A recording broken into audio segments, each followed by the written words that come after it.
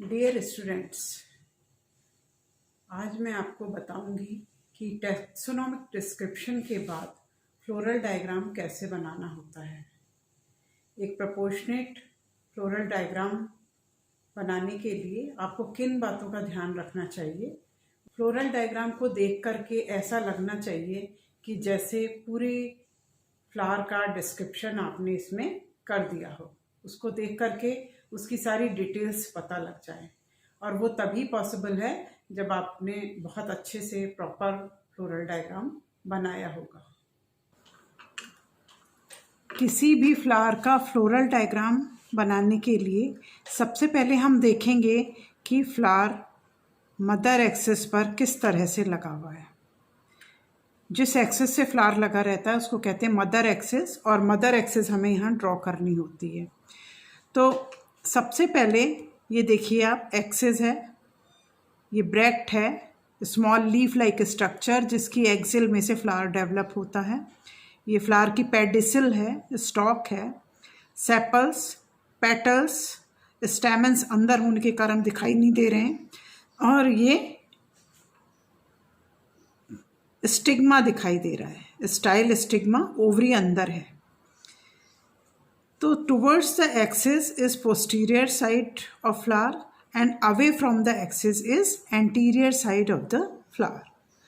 तो हमें posterior side पर मदर एक्सिस ड्रॉ करनी होती है। सबसे पहले हम ये देखेंगे कि जब फ्लावर एक्सिस पर लगा होता है तो सेपल उसके सामने है या दो सेपल्स के बीच में गैप है। अगर सेपल उसके सामने है तो हम एकदम मदर एक्सिस के सामने सेपल ड्रॉ करेंगे।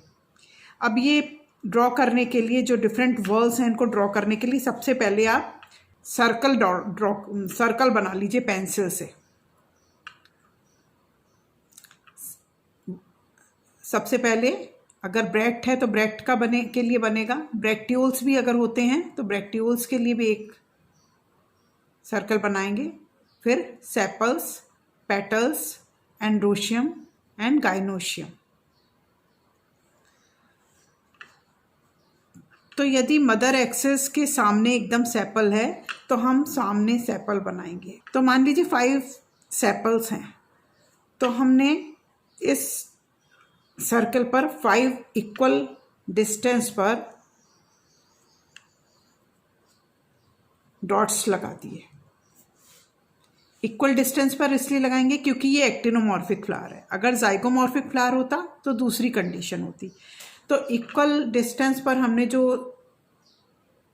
मार्क लगाए हैं उनको उनके सेंटर पोजीशन को लेते हुए यहाँ पर हम ऐसे मार्क लगाएंगे, सब में ही थोड़ा सा ऊपर उनके, ये दोनों मार्क डॉट और इनके ऊपर ये डॉट। इसी तरीके से ये 2 डॉट्स लगाए थे आपने, यहाँ पर डॉट लगाएंगे, यहाँ डॉट्स लगाए थे, यहाँ डॉट लगाएंगे, और इनको मिला करके एक सेपल बना देंगे। इस तरीके से ये थोड़ा ट्रायंगुलर सा स्ट्रक्चर बन जाएगा और ये सेपल बन गया। और ये सेपल हमने मदर एक्सिस के एकदम सामने इसलिए बनाया क्योंकि यहाँ पर हमने देखा था एक्सिस के सामने सेपल है। आगे के वॉल के लिए आपको इतनी परेशानी नहीं आएगी क्योंकि ये अधिकतर ऑल्टरनेट कंडीशन में ही होते हैं।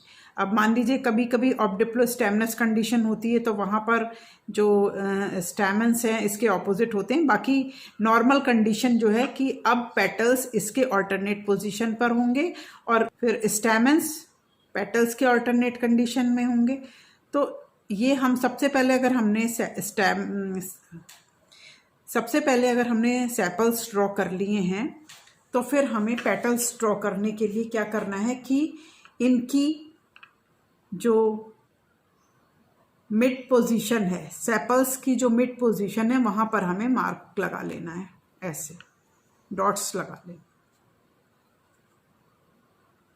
और फिर इन दोनों डॉट्स के सेंटर में इधर लगा लेना है, इन दोनों डॉट्स के सेंटर में इधर लगा लेना है, इन दोनों डॉट्स के सेंटर में इधर लगा लेना है, इन दोनों डॉट्स के सेंटर में इधर, ऐसे इन दोनों के डॉट्स में, और इनको आप मिला दीजिए तो ये क्या बन गए, पेटल्स बन गए।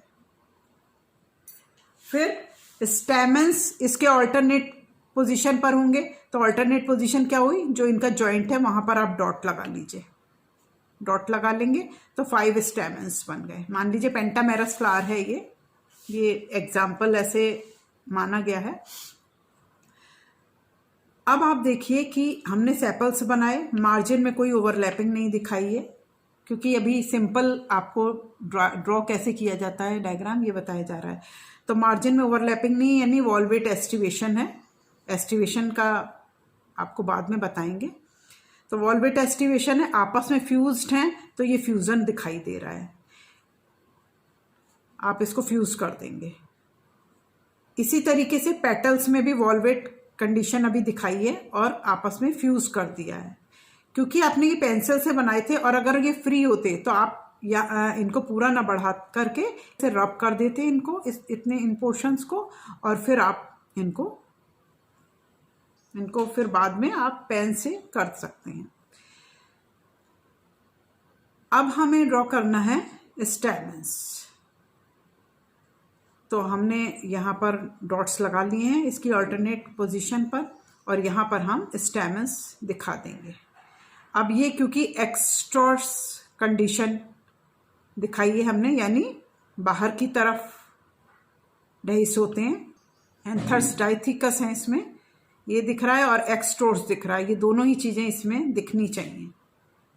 अब बाकी जो पेंसिल का पोर्शन यहाँ आपने जो ड्रॉ किया था उसको आप रब करते हैं। सबसे अंदर आप गाइनोशियम दिखाएंगे। गाइनोशियम के लिए एंड्रोशियम